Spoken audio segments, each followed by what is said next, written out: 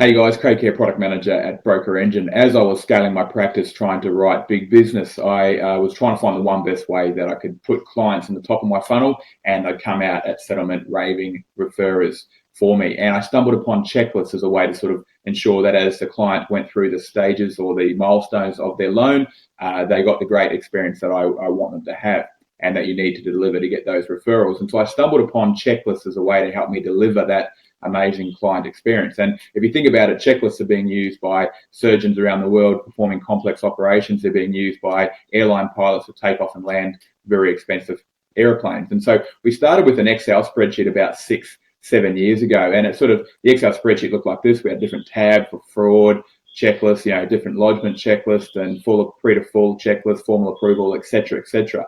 And what would happen over the following years is, as we found mistakes or we made some more errors or the client got a bad experience somewhere, we would update the checklist so that next time the next client didn't have that same error, whether it was I missed a lender rebate or forgot to apply for the first homeowners grant or something like that. Now, the issue with that was that after those couple of years, these checklists got very long. And so the team would open up the spreadsheet on formal approval and there'd be things in here that only applied. This one's talking about LMI. Well, what if the deal hasn't got LMI? The team had to sort of make decisions about what in this checklist needed to be done and didn't need to be done. And they almost became a little bit useless because, they just sort of go, oh, I'm not sure if that needs to be done, so I'll just tick it as not required or something like that. So, for example, there's one here that would talk about if there is fixed rate lock applied. Well, if it's not a fixed rate lock, it's not a fixed rate. That wouldn't be needed. So we ended up building these into, and the second issue with those spreadsheets, of course, was they're hidden away in the folder. And the third issue was, the team didn't really have to complete them. I mean, I was really just taking their word that they were doing it. So we ended up building them inside of Broker Engine. We built them over here on the right-hand sidebar, and I've blown this up so you can see it. I'll make it a little bit bigger. And you can see here that we've sort of broken it into sections.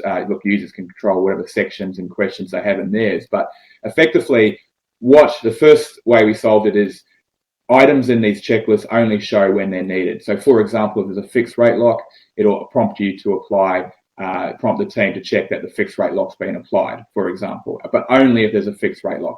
If there is special pricing, it'll prompt the team at submission to make sure it's added to the deal, and it'll prompt the team at formal to double check the pricing was applied. Same for things like lender rebates. If there's a lender rebate, it's only going to prompt the team to check that the rebate's actually been approved.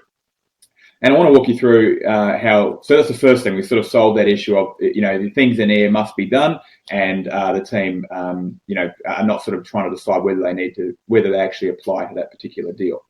Secondly, we've made it so that the team have to actually complete the checklist. I mean, it's up to you and your team, but the team literally cannot proceed the deal to the next stage unless the relevant checklist is done. So if I try and mark the complete settlement checklist task is done, it gives me a warning. It says you can't do it. You haven't completed the checklist here. So I'd actually need to come through here and complete the checklist. So we've made it so that, the client actually can't get the next stage of the experience, or the deal can't progress unless a particular checklist have been completed. And that ensures they therefore get done every time.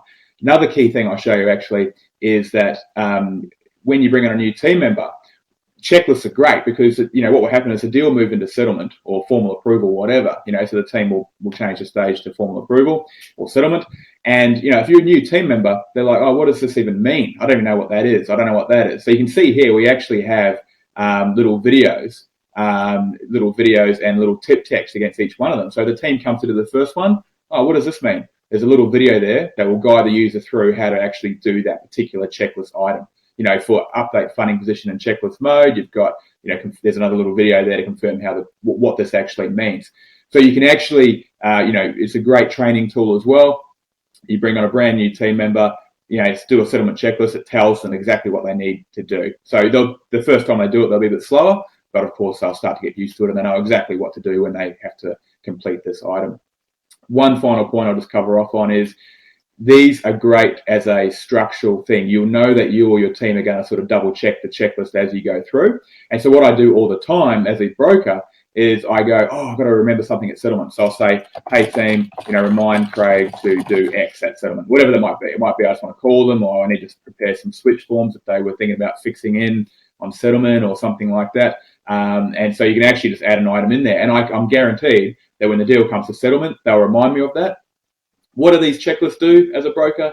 And as your team, it means you don't have to hold these things in your head anymore. You don't need to think about it. You can put them in there. You'll know the team will remind you at the right stage, and you can move on to your next deal and focus on leaving more mental RAM for more higher value activities, such as how you're going to solve that problem for that client or another client.